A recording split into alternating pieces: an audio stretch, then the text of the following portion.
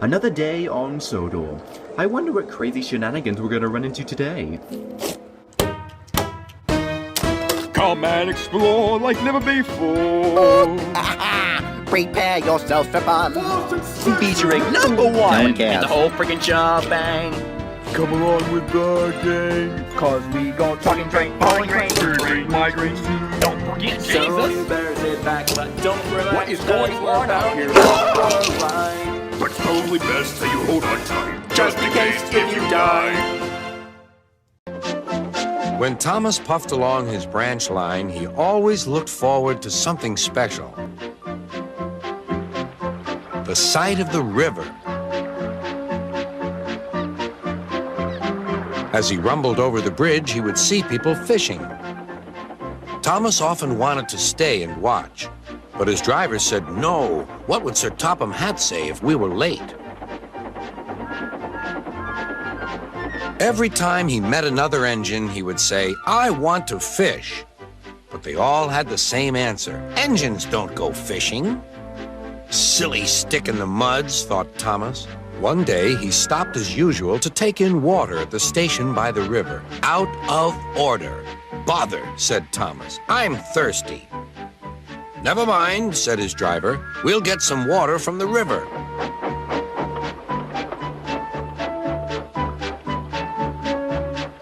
They found a bucket and some rope and went to the bridge.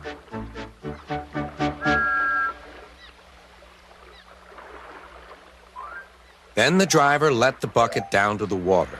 The bucket was old and had 5 holes, so they had to fill it, pull it up, and empty it into Thomas's tank as quickly as they could, several times over.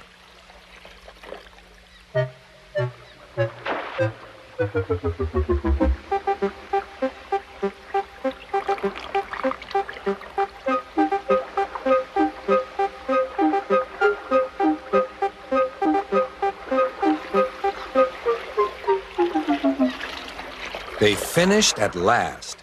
That's good, puffed Thomas, and Annie and Clarabelle ran happily behind.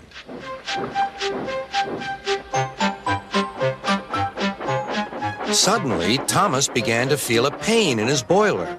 Steam began to hiss from his safety valve in an alarming way. "There's too much steam," said his driver. "Oh dear," groaned Thomas. "I'm going to burst! I'm going to burst!" They damped down his fire and struggled on. "I've got such a pain! I've got such a pain!" Thomas hissed.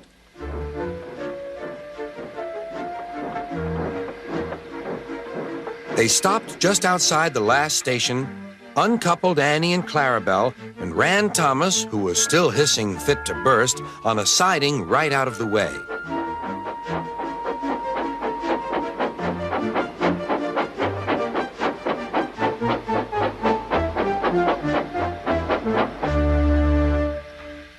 Then, while the conductor telephoned for an engine inspector, the driver found notices in large letters which he hung on Thomas in front and behind.